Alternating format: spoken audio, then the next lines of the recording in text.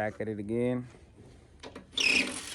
with the 80 kW pad Traco. Hey bro, you make sure you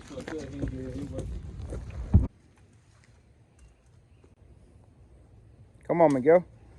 You hit them weights. Hold on, let me get some gravity. Come on, Miguel. Show them how we built the pyramids. I ain't got no weight. All right, here. I really ain't got It was on me. It was on me. Make sure I don't go backwards. I'm recording, sir.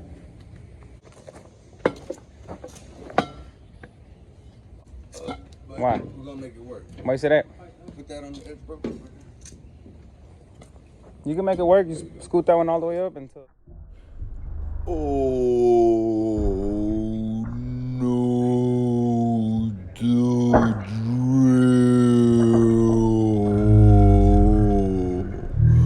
Oh shit, loco.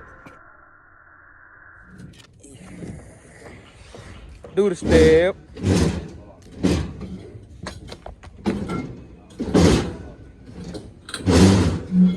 Wait. This pipe over here is coming off.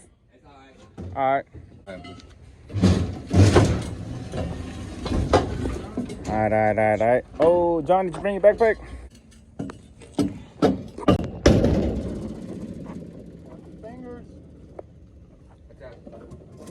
That's the connection.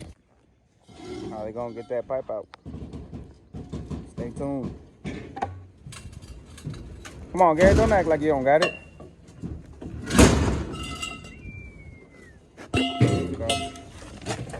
And this generator is a 300 amp breaker, which in the chart, 2 number 1 should be good because it's a service dwelling unit, 210.11 if I'm not mistaken. Service dwelling unit chart. It's really a 250 or 350, I forgot, but it's double number 1s. But we're using 1 knot just to be on the safe side.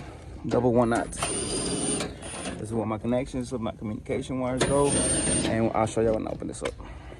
So before we did this pad, of course, we put the pipes there. I had measured the generator and everything, and these pipes run. Show you all the way. All the way. Right here. It's right here. I keep going. All the way. The tank itself is 120 feet. It comes up right here. We installed this gutter. This was done by some other electricians. Everything. So we're about to connect into that gutter, splice, and come down. 160-foot rolls. This is gonna be me and John. We got this dope. So when you pull a long ass pool or a very long pool, you want to loop it. You want to loop it around as many times as you need to, so that instead of that wire going all the way back to the generator, maybe around, we're only pulling this length of like 70 feet at a time. So once this length is done, we'll start pulling the other one and then the other one. So it's not like we're pulling all the wire from over there. We're just pulling it from here.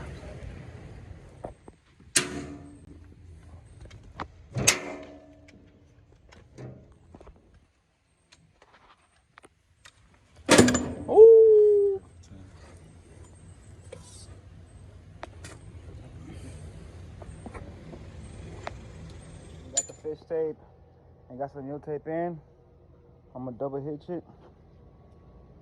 Kind of stagger them a little bit. It looks whack, but I'll show you how it looks. When you stagger them, you got this flat piece right here that can hit, and couplings or any turning elbows.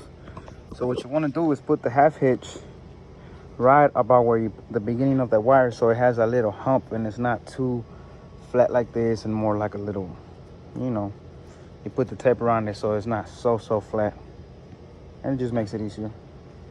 Go.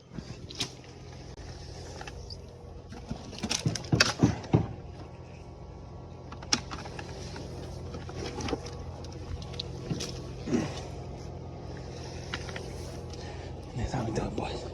All right. Go.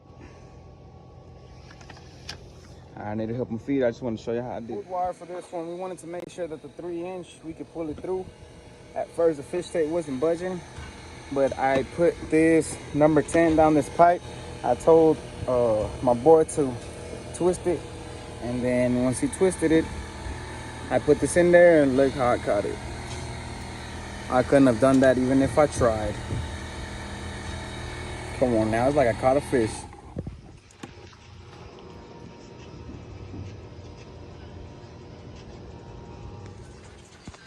So I gotta put some straps here, but long story short, my van died.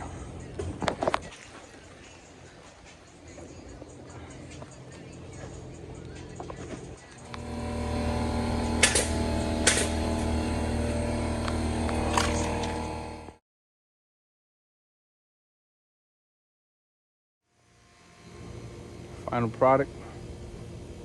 I need to clean it up a little bit because it's dirty, but that's how it came out.